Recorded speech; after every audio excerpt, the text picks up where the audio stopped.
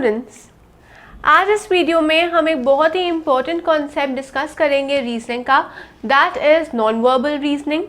Now we know that reasoning is divided into two parts. First is verbal reasoning and second is non verbal reasoning. और दोनों ही एक दूसरे से बहुत ही अलग हैं. There are different type of questions which are asked in both the types. And verbal reasoning as a name suggest ज़्यादा वर्बली क्वेश्चंस को सॉल्व करने का मेथड है, जहाँ पर डायग्राम्स का कम यूज़ होता है and you just use more of numbers and letters in that.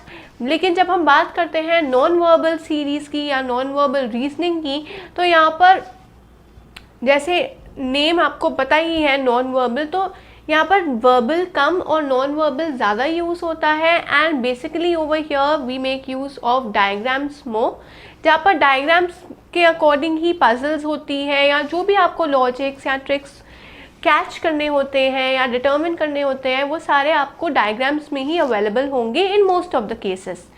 तो आज का हमारा टॉपिक होगा नॉन वर्बल रीजनिंग का, that is non verbal series. And non verbal series में हम आज डिस्कस करेंगे 5 फिगर सीरीज़ का. अब नॉन वर्बल सीरीज़ में जब हम बात कर रहे हैं 5 फिगर सीरीज़ की, तो नेचुरल सी बात है 5 फिगर्स आपके पास अवेलेबल होंगे. वो 5 फिगर्स जो है एक सीक्वेंस में होंगे, क्योंकि हम बात कर रहे हैं यहाँ पर सीरीज़ की, तो एक सीक्वेंस में फिगर्स आपके पास अवेलेबल होंगे, जहाँ पर हर एक फिगर दूसरे फिगर से डिफरेंट होगा. और वो कैसे डिफरेंट होगा, we have to crack that logic. वो लॉजिक को हमें पता लगाना है. जब हम उस लॉजिक को क्रैक कर लेंगे, उनके बीच का रिलेशन हम फाइंड आउट कर लेंगे, तो जो हमारे पास आगे 4 ऑप्शंस दिए जाएंगे, हम उनमें से एक ऑप्शन सिलेक्ट करके सीरीज़ को कंप्लीट कर लेंगे.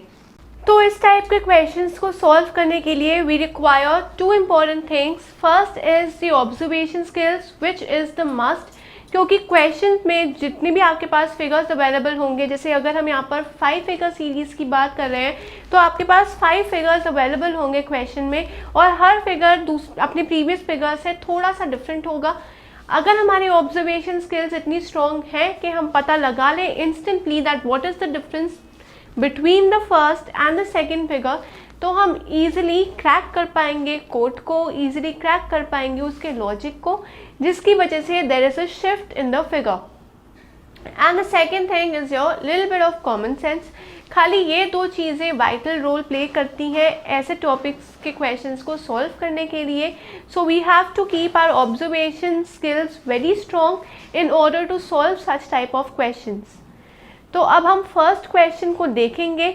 वहाँ पर हम फिगर्स को अच्छे से ऑब्ज़र्व करेंगे और हम देखेंगे कि हमारी ऑब्जर्वेशन स्किल्स कैसी है और क्या हमने ऑब्ज़र्व किया है, क्या पैटर्न ऑब्ज़र्व किया है, जिसकी वजह से हमारी फिगर्स जो है वो प्रीवियस फिगर से थोड़ी सी डिफरेंट होगी.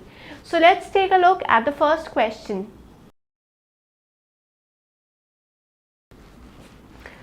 So now as you can see in the first question, आपके पास 5 फिगर्स प्रोवाइडेड है इन सीरीज, और उन 5 फिगर्स के corresponding you can see that there are 4 options that are available.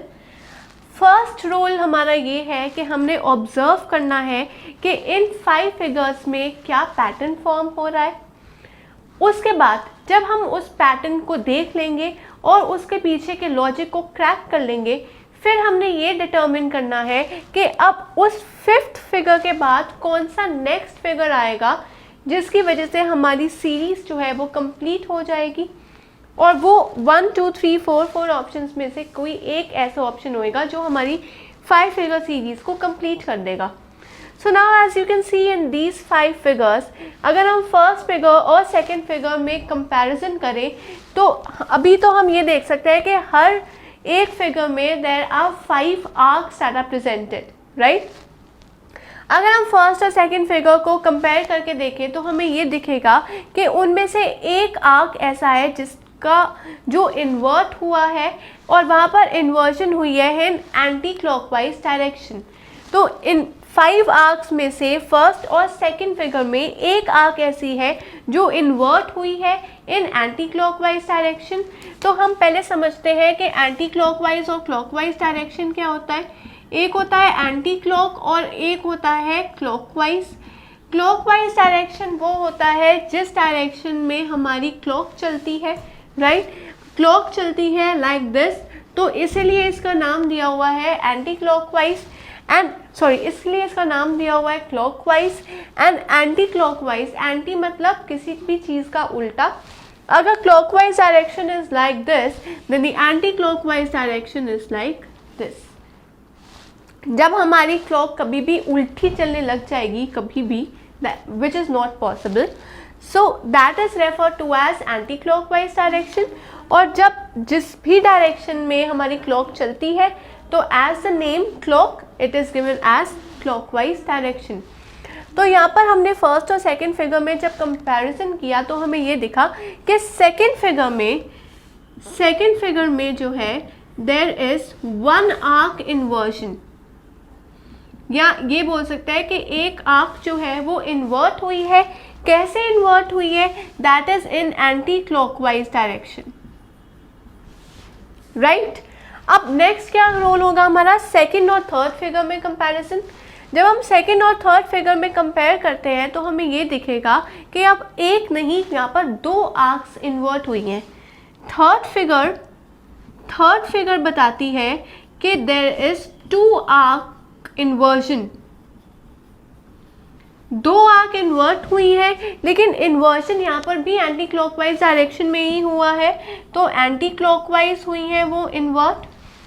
तो हमने थ्री फिगर्स तो देख लिए हैं, अब हम थर्ड और फोर्थ फिगर में कंपैरिजन करेंगे। जब हम थर्ड और फोर्थ फिगर में कंपैरिजन करेंगे तो फोर्थ फिगर में हमें ये दिखेगा, again it is all the game of observation. जितना अच्छे से आप ऑब्जर्व करोगे उतनी अच्छे से आपको लॉजिक दिखना स्टार्ट कर जाएगा। थर्ड और फोर्थ फिगर को अगर आप अच्छे से ऑब्जर्व करो तो आप ये देख सकते हो कि 1, 2 and 3 there are 3 arcs inversion. तो 3 आर्क ऐसी हैं जो इन्वर्ट हो रही हैं, जिनमें इन्वर्जन हो रहा है। कैसे हो रहा है? एंटी क्लॉकवाइज इन्वर्जन हो रहा है। तो हमारे पास 4 फिगर्स अभी तक हमने डिटर्मिन कर दिए हैं। अब फोर्थ और फिफ्थ फिगर में जब आप कंपेयर करोगे तो फिफ्थ फिगर अगर हम देखें, ध्यान से देखिए, अगर हम फोर्थ और फिफ्थ फिगर में कंपैरिजन करते हैं तो हमें ये दिखेगा कि अब फिफ्थ फिगर में there is an inversion of only one arc. The remaining arcs are the same as the previous figure, लेकिन एक आर्क ऐसी है जो इन्वर्ट हुई है। कैसे इन्वर्ट हुई है? Again in anti clockwise direction. तो अब यहाँ पर हम देखेंगे कि खाली एक आर्क जो है वो इन्वर्ट हुई है। तो यहाँ पर अगर हम देखें तो पहले एक आर्क इन्वर्ट हुई, फिर 2 आर्क्स इन्वर्ट हुई, देन 3 आर्क्स इन्वर्जन, और लास्ट फिगर में अगेन साइकिल जो चल गई फिर से 1 आर्क इन्वर्जन की। तो फिफ्थ फिगर में जब हम देखेंगे कि 1 आर्क इन्वर्ट हुई है तो नेक्स्ट फिगर हमारा क्या होगा, जहाँ पर 2 आर्क इन्वर्जन होगी, and that 2 arc inversion should be in anti clockwise direction. तो वो 2 आर्क इन्वर्जन जो है वो एंटी क्लॉकवाइज डायरेक्शन में होगी। And out of option A, B, C and D we have to select कि कौन सा एक ऐसा फिगर है या कौन सा एक ऐसा ऑप्शन है जहाँ पर 2 आर्क्स इन्वर्ट हो रही हैं और वो इन्वर्जन हो रहा है in anti clockwise direction. So out of option A, B and C and D अगर हम फर्स्ट ऑप्शन में चेक करें तो यहाँ पर ये ऑप्शन हम कंपेयर करेंगे विथ द फिफ्थ फिगर। तो फिफ्थ फिगर और ऑप्शन ए में अगर कंपैरिजन करो तो यहाँ पर एक आर्क इन्वर्ट हो रही है एंटी क्लॉकवाइज, एंड उसके बाद एक और आर्क इन्वर्ट हो रही है इन एंटी क्लॉकवाइज डायरेक्शन। और यस, तो जो हमें रिजल्ट चाहिए था वही हमारे पास अवेलेबल है इन दिस फिगर। तो ऑप्शन ए जो है, ए ऑप्शन जो है that is the desired answer, क्योंकि जो भी हमें रिजल्ट चाहिए था that is available in option number A. तो ऐसे आपने क्वेश्चन में देखा होगा कि सारा अभी हम ऑब्जर्व कर रहे हैं, कंपेयर करेंगे एक फिगर को दूसरी फिगर के साथ, और उसके बाद लॉजिक क्रैक करके we will be able to derive the answer. This is the only trick that you can use for solving such questions.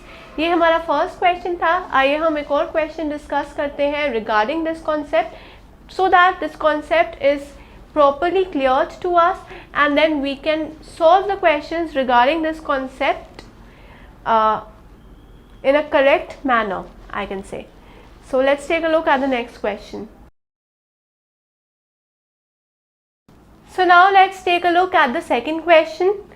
Second question में आप देख सकते हैं यहाँ पर भी हमारे पास 5 फिगर्स अवेलेबल है इन अ प्रॉपर सीक्वेंस या सीरीज कह सकते हैं, और उसके कोरिस्पॉन्डिंग आपके पास 4 ऑप्शंस अवेलेबल है। हमें फर्स्ट क्या डिसाइड करना है कि इसके पीछे का लॉजिक क्या है, किस पैटर्न की वजह से there is a change in every figure. जब हम उस पैटर्न को सॉल्व कर लेंगे, जब हम उस लॉजिक को क्रैक कर लेंगे, तो डेफिनेटली हम इन 4 ऑप्शंस में से एक ऑप्शन ऐसा भी सिलेक्ट कर सकेंगे that can complete the series. But the first ultimatum goal is that we have to find the logic. Crack करना है लॉजिक, और मैंने आपको अभी बताया है कि लॉजिक क्रैक करने के लिए हम फर्स्ट 2 फिगर्स को लेते हैं और उनको कंपेयर करेंगे। अब अगर हम फर्स्ट 2 फिगर्स को कंपेयर करें तो हम ये देखेंगे कि फर्स्ट फिगर में हमारे पास एक ऐसी करके स्लैंट लाइन मिली हुई है, एंड सेकंड फिगर में देखेंगे तो एक ऐसी स्लैंट लाइन गिवन है। जब स्लैंट लाइन फॉरवर्ड होती है इसे हम बोलते हैं फॉरवर्ड स्लैंट, और इसे हम बोलते हैं बैकवर्ड स्लैंट या रिवर्स स्लैंट भी कह सकते हैं। So this is the forward slant and this is the backward slant. हमने देखा कि ये हमारा फर्स्ट फिगर है और ये सेकंड फिगर है। अब अगर हम सेकंड और थर्ड फिगर के बीच में कंपैरिजन करें तो हम ये देखेंगे कि जो थर्ड फिगर है उसमें जो फॉरवर्ड स्लैंट है वो बैकवर्ड स्लैंट को इंटरसेक्ट कर रही है। जैसे ये फॉरवर्ड स्लैंट हो गई, ये बैकवर्ड स्लैंट हो गई। अब बैकवर्ड स्लैंट को फॉरवर्ड स्लैंट इंटरसेक्ट कर रही है। This is our next figure, right. अब थर्ड और फोर्थ फिगर में जब हम लोग कंपैरिजन करते हैं तो हमें दिखा कि अब नेक्स्ट वापस से एक बैकवर्ड स्लैंट प्रेजेंट हो गई है, वापस से उन्होंने बैकवर्ड स्लैंट को प्लेस कर दिया है। और फोर्थ और फिफ्थ फिगर में जब हम वापस से कंपैरिजन करते हैं, जब इन 2 फिगर्स को कंपेयर करते हैं, देन वी एनालाइज के again forward slant is intersecting the backward slant. तो इन 5 फिगर्स में अगर आपने अच्छे से नोटिस किया होगा तो आपको दिख रहा होगा कि पहले एक फॉरवर्ड स्लैंट आई, उसके बाद बैकवर्ड स्लैंट को कंसिडर किया, फिर वापस से फॉरवर्ड स्लैंट ने बैकवर्ड स्लैंट को इंटरसेक्ट कर दिया, मतलब कि वापस से फॉरवर्ड स्लैंट आई, फिर बैकवर्ड स्लैंट। कहने का मतलब ये है कि forward and backward slants are being positioned alternatively, alternate places पे ये दोनों प्लेस किए जा रहे हैं। अब हमने देखा कि यहाँ पर जो फॉरवर्ड स्लैंट है वो इंटरसेक्ट कर रही है बैकवर्ड स्लैंट को, तो फॉरवर्ड के बाद डेफिनेटली नेक्स्ट आएगा बैकवर्ड स्लैंट। तो ऐसा बैकवर्ड स्लैंट आएगा जिसकी वजह से हमारी सीरीज जो है वो कंप्लीट हो जाएगी। अब out of all these 4 options हमें देखना है कि ये पैटर्न जो है वो कहाँ पर फॉर्म हो रहा है। अब ऑप्शन ए में तो ये पैटर्न अवेलेबल नहीं है, ऑप्शन बी में भी अवेलेबल नहीं है, सी भी इस पैटर्न को मैच नहीं कर रहा है, but yes option D is completely matching this pattern. So definitely option D will be our answer. तो बहुत ही बेसिक टाइप के क्वेश्चंस थे ये, और ये क्वेश्चंस डेफिनेटली पूछे जाते हैं एग्जाम्स में, और इन क्वेश्चंस के ऊपर आपकी एफिशिएंसी काफ़ी अच्छी होनी चाहिए, और वो तभी होगी जब हम ज़्यादा से ज़्यादा क्वेश्चंस इस कॉन्सेप्ट के प्रैक्टिस करेंगे, क्योंकि जितने क्वेश्चंस हम प्रैक्टिस करेंगे उतनी ही ज़्यादा लॉजिक्स हमारे स्ट्रॉन्ग होंगे, क्योंकि हर क्वेश्चन के ऊपर एक अलग लॉजिक अप्लाई किया जाता है। जितने ज़्यादा क्वेश्चंस अटेम्प्ट करेंगे उतने ही ज़्यादा लॉजिक्स हमें पता लगेंगे, एंड ये प्रैक्टिस का result definitely it will reflect in your examination when you sit on the exam day attempting the paper. At that time you will realise के येस प्रैक्टिस करने का बहुत फ़ायदा हुआ।